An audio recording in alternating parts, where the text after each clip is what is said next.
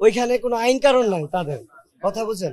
এই দেখেন, এই আমার এটা কার্ড, এটা তাদের দেশে চলার জন্য কার্ড দিছি। এই কার্ডের মেয়াদ কিন্তু এখনো আছে, যদি ক্যামেরা জুম দেন এখনো দেখবেন এটা 26 সালের মেয়াদ এখনো আছে, কিন্তু আমাকে ধরে ফেলছে।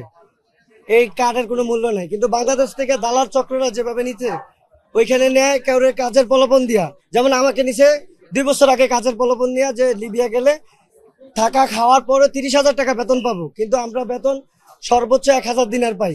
1000 দিনারে বাংলাদেশে 17,000 টাকা, ওর মাধ্যমে থাকা খাওয়া, তারপরে নিজের পকেট খরচ, ফ্যামিলিকে পাঠাইতে হয়, তারপরে আপনার মোবাইল বিল। এটা তো অবশ্যই আপনারা জানেন, মোবাইল বাংলাদেশে কথা বলতে হবে, ফ্যামিলি আছে, বাবা মা আছে, সবার সাথে কথা বলতে হয়। সর্বোচ্চ 8 থেকে 6 থেকে 10 8,000 টাকা মান্থলি টিকে। তো একটা ফ্যামিলিতে 8 থেকে 10,000 টাকা কি হয়?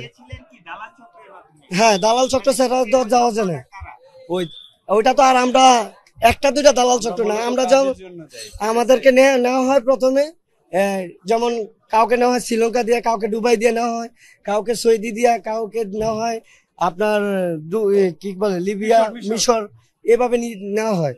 আমরা ইতালি যাওয়ার উদ্দেশ্যে যাই না। আমি মূলত আজকে 2.5 বছর, প্রায় 3 বছর কাছাকাছি ওইখানে গেছি। আমাকে বলছে 30,000 টাকার নিচে যদি তুমি স্যালারি পাও, ওইটা আমার নিচ থেকে দেবো। কিন্তু আমাকে নেওয়ার পরে একটা কাজ দিছে, যার মাধ্যমে কাজটা দিছে, ওই লোক 15 দিন পরে ওইখান থেকে চলে যায়। চলে যাওয়ার পর আমি নতুন লোক, ভাষা জানি না, আমাকে বের করে দেয়। বের করে দেওয়ার পরে আমি একদম অসহায় হয়ে যাই। যে দালাল চক্র আমাকে নেয়, আমি তাকে ফোন দিই, ফোন দিলে সে আমাকে কোনো রেসপন্স করে না। তারপরে বাকি যে 3 বছর আমি বাকি যে সময়টা ছিলাম, আমার নিজের অভিজ্ঞতা, যেমন বাংলাদেশি ভাই অনেকে আছে, বলছি ভাই কাজ দাও, না খাই আসি, কাজ দাও, কাজ দিছে ভাই।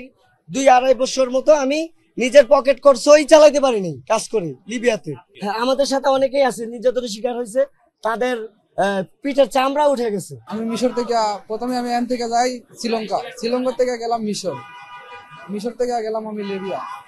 যাওয়ার পরে দালালে কইছে ইটালির গেম দিয়ে হইব, তার লগে 14 লাখ টাকা কন্ট্যাক্ট হয়েছে। হওয়ার পরে টাকা টুকা নিছে, 13 লাখ টাকা নিছে, 1 লাখ টাকা বোর্ডে উঠার সময় দেওয়ার কথা বলছে। টাকা টুকা নিয়ে আবার মাফিয়ার দ্বারে রাস্তার মধ্যে দিছে চাইরা, মোবাইল পাসপোর্ট সব নিয়ে গেছে। তারপরে মোবাইল পাসপোর্ট নিয়ে গেছে, তার লগে যোগাযোগ করবো কেমনে, পরে এক লেবি ঘরের ভিতরে আটকে রাখছে, অনেক অত্যাচার করছে, টর্চারিং করছে, মারধর করছে। বেশি কথা বলতে চাই না। ওখানে কি জেল খাটতে হয়েছে? জেল কাটছে আপনার 34 দিন। জালালের নাম হচ্ছে জহির মিয়া, ওর বাড়ি হচ্ছে মিকরা, ওরা টাকা দিছি 13 লাখ। মানে আপনি ইউরোপে যেতে চেয়েছিলেন? জি।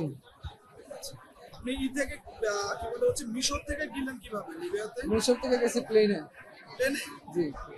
বাংলাদেশ থেকে কি পুরোটা প্লেনে গেছেন? পুরোটাই প্লেনে গেছি। শ্রীলঙ্কা থেকেও প্লেনে মিশরে গিয়েছেন? আচ্ছা, লিবিয়া পর্যন্ত প্লেনে গিয়েছেন? লিবিয়া পর্যন্ত প্লেনে গেছি। গেম দিচ্ছে আপনার, গেম ধরে নিয়ে একবার রাখছে, রাখার পরে 60 দিন পরে থাকছি, থাকার পরে রাতের 1টা বাজে গেছে গেম হবো, সাগরপাড় থেকে এদিকে ঘুরায় নিয়ে করছে, সামনে পুলিশ আছে, ঠিক আছে, আজকে গেম হইব না, পরে 105 জন লোক নিয়ে গেছিল গেম দেওয়ার লাগে।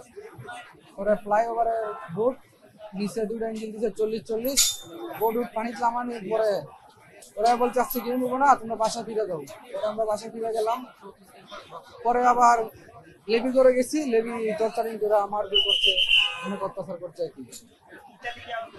ইটালি যাওয়ার কথা ছিল। আমি চাই আমি কিছু একটা ব্যবসা বাণিজ্য করতে পারি, তাতে আলহামদুলিল্লাহ নিজের দেশের মাটিতে ব্যবসা বাণিজ্য যদি করে খাইতে পারি আলহামদুলিল্লাহ।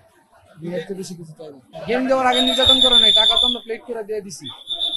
গেম নেওয়ার পর থেকে মানে নির্যাতন করছে, গেম থেকে ঘুরে আওয়ার পরে নির্যাতন করছে, আবার টাকা দেয়, নাহলে গেম দেওয়া হইতাম না, এটা পানি দিত না, অনেক কষ্ট হয়। আমরা আসলে অনেকে ওইখানে কাজের জন্য গেছি, অনেকে 1 বছর 9 মাস 10 মাস এরকম কাজ করার পরে হয়তোবা কেউ ফ্রেন্ডের কারণে হয়তোবা দালালে খপ্পরে পড়ে কেউ ওইখানে গেছে। তারপর ওইখান থেকে আমাদের রেড করা হয়েছে, আমরা যেখানে ছিলাম ওইটা সেনাবাহিনী রেড দিয়ে আমাদেরকে দইরা থানায় প্রেরণ করছে। থানা থেকে আমরা জেলে ছিলাম 1 মাস 10 দিন জেল খাটার পরে আমাদেরকে আজকে বাংলাদেশ এম্বাসির মাধ্যমে কালকে ফ্লাইট হয়েছে আমাদের। আমি গেছি 1 বছর হয়েছে, ওইখানে কাজের জন্য গেছিলাম আমি। পরবর্তীতে আমি আমার এক ফ্রেন্ডের মাধ্যমে আমি ওখানে যাইতে চাইছিলাম আর তারা ওইখানে খাবার পানি ঠিক মতো দেয় না, দিলেও লবণ পানি দেয়। লবণ পানি খাওয়ার পরে আমরা অসুস্থ হয়ে যাই। আমাদেরকে মাসের ভিতরে একটা বারও আমাদেরকে বের করা হয় না। 4 দেয়ালের ভিতরে আমাদের একটা রুমে সবসময় আটকা রাখা হয়। অনেক সময় বের করে আমাদেরকে ভিতরে অনেক হেনস্থা করা হয়, মানে ওইখানকার পুলিশ যারা ওইখানে সোজা কথা কোনো আইন নাই, বিশেষ করে বাঙালিদের জন্য কোনো আইন নাই।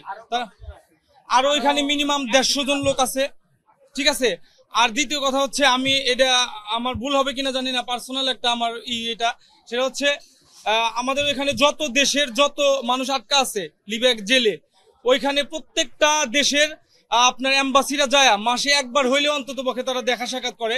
কিন্তু খুবই দুঃখের ব্যাপার যে আমরা আমাদের ফ্লাইটের একদিন আগে মাত্র আমাদের এম্বাসি থেকে লোক যায় আমাদের সাথে দেখা করছে। এর আগে আমাদের সাথে কোনো এম্বাসির লোক টেলিফোনে পর্যন্ত আমাদের সান্ত্বনামূলক কথা বলে নাই।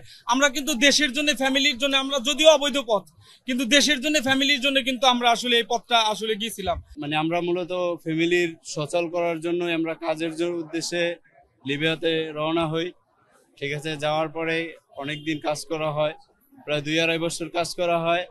আমি ফার্মেসিতে কাজ করতাম, ঠিক আছে। ওই জায়গায় আমার বেতন ছিল 2000 টাকা, খাইয়া হয়তো বা আমি 20,000 টাকা বাড়িতে পাঠাইতে পারতাম, ঠিক আছে। আমার উদ্দেশ্য ছিল যে আমি অন্য একটা শহরে যাব, গিয়ে আর কি ভালো একটা স্যালারি পাইছিলাম 2500 টাকা, যেটা মানে আমি আর ফ্যামিলিরা আমি হয়তো বা আমি খেয়ে খরচ দিয়েও প্রায় 30-35 হাজার টাকা দিতে পারতাম, ঠিক আছে। আমি যাওয়ার পথে আমার রোডে মানে আটক করা হয় পুলিশ, ঠিক আছে। আমরা গেছি এখান থেকে দুবাইতে ভিসা দিয়ে, ট্যুরিস্ট ভিসা। ওখান থেকে মিশর নেয়, মিশর থেকে লিবিয়া নেয়। আমরা গেছিলাম কাজের উদ্দেশ্যে, কাজ করতেছিলাম দীর্ঘ 1-1.5 বছর পর। ভাই বোনেরা আছে আরো, তারা পৌঁছাইছে অনেকভাবে, তাদের দেখায় আমাদেরও আগ্রহ জাগে যে আমরাও যাই। পরে আগ্রহ জাগার পর এক দালালের মাধ্যমে চুক্তি করে গেলাম, ব্যর্থ হলাম আর কি। ভোট ধরে নিয়ে আসছে কোচঘাটে। আমি টাকা বেশি দেই নেই, আমার কথা ছিল যে পৌঁছানোর পর টাকা দেব। আগে 1 লাখ টাকা নিছে, পৌঁছানোর পর কন্ট্যাক্ট ছিল যে 5 লাখ টাকা দেব। তো পৌঁছাই গিরিশ গেম দিছিলাম, হাওয়ার বোটে উঠাই দিয়েছিল। পরে কোচঘাটে ধরে নিয়ে আসছে। কানফুদা নামে এক জেল ছিল, সফর জেল, ওই জেলে রাখছে। তো দীর্ঘ 2 মাস পর দেশে ফেললাম। আগে একটা ফ্লাইট হয়েছিল 8 তারিখে, ওই ফ্লাইটে আমাদের হয় না। অনেক লোক আছে, আমরা বাংলা ছিলাম হলো প্রায় 15 জন, সুদানি ছিল প্রায় 15-30 জন, মিশরি ছিল 15-30 জন, এমন টোটালে 45 জনের একটা ভোট দিয়েছিল। ছোট একটা ভোট, প্রচুর ঢেউ ছিল। এই যদি কোচঘাটে না আনতো দেখা যায় আমাদের বিপদ হতো। তো যা আল্লাহ যা করে ভালোর জন্য করে, আল্লাহর কাছে লাখ কোটি শুকরিয়া যে দেশে আসতে পারছে। মানে সব দালালির লোক আছে। আজকে মনে করেন যে 175 জন আইছি, এনে মনে যে 4-5টা দালালির লোক আছে।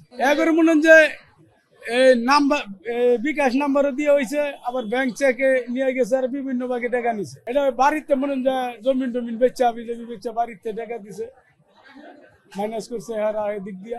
এখন বর্তমানে নাই কিছু, মানে ওনাদের একটা কিছু করতে হবে, মানে এটি চিন্তা ভাবনা করতে হবে। কেড়ে সপ্তাহ শেষ করে দিছি, জীবনটা নষ্ট হয়ে গেল, মানে সব ঋণ টিন করে দিছিলাম।